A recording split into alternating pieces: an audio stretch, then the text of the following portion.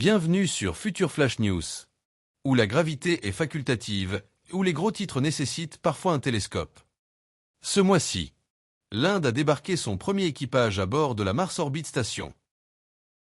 La mission, dirigée par l'ISRO, en partenariat avec la NASA, l'ESA et la JAXA, marque l'arrivée officielle de l'Inde sur l'orbite martienne. La coopération internationale vient de s'intensifier, atteignant environ 225 millions de kilomètres. Le commandant Aditi Rao et son équipage de 3 personnes ont flotté à travers l'écoutille cette semaine. Accueillis par des applaudissements, des câlins en apesanteur, et ce qui pourrait être la manœuvre d'amarrage la mieux notée de l'histoire de la mission. La Mars Orbit Station, surnommée MOS-1, n'est pas seulement un arrêt au stand. C'est un laboratoire scientifique, une plateforme logistique et une scène de répétition pour les éventuels pas de l'humanité sur la surface martienne. Le voyage de l'Inde ici a commencé il y a des décennies avec des missions robotiques. De Chandrayaan aux premiers orbiteurs martiens, chaque lancement empilait tranquillement confiance, capacité et un peu d'ambition cosmique. Cette mission, cependant, semble différente. Parce que lorsque la trappe s'est ouverte, la bande-son n'était pas seulement un bavardage du contrôle de mission.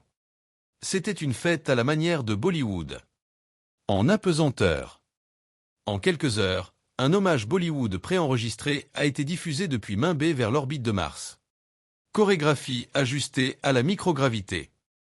Les cheveux dramatiques se retournent maintenant, magnifiquement suspendus. De retour sur Terre, des foules se sont rassemblées de Delhi à main B en passant par Dhaka. Des écrans holographiques géants projetaient l'amarrage en direct.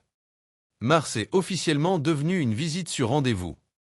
Le partenariat derrière MOS-1 pourrait être sa réalisation la plus importante. Des ingénieurs de 4 continents ont conçu des systèmes qui parlent le même langage technique. Enfin, compatibilité universelle. Les objectifs scientifiques sont ambitieux.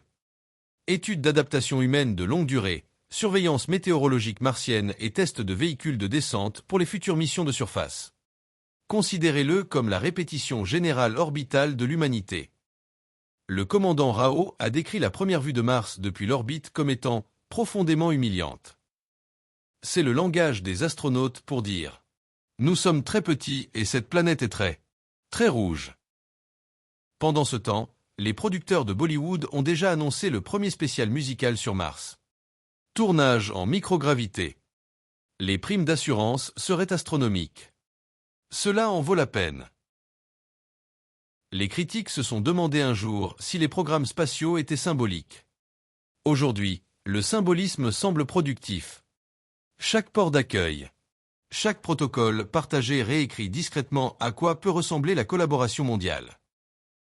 L'équipage indien passera 6 mois à bord de MOS-1, menant des expériences et peaufinant les systèmes pour d'éventuels modules d'habitation à la surface de Mars. Des progrès lents, réguliers et spectaculaires. Et quelque part entre la mécanique orbitale et la chorégraphie de danse, quelque chose bouge doucement. Mars cesse d'être lointain. Cela devient programmé. Calendriérisé. Diffusé en direct. C'est plus qu'une étape importante pour l'Inde. C'est une étape importante pour la Terre. Parce que lorsque les nations collaborent en orbite, la gravité relâche son emprise sur les vieilles rivalités.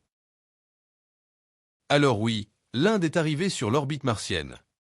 MOS-1 est pleinement opérationnel. Bollywood répète en microgravité. Et l'humanité? Nous nous préparons officiellement pour le prochain pas de géant. Ceci est Future Flash News, diffusé depuis une planète qui apprend à partager le ciel. Restez curieux, restez collaboratifs et commencez peut-être à pratiquer vos mouvements de danse 0G.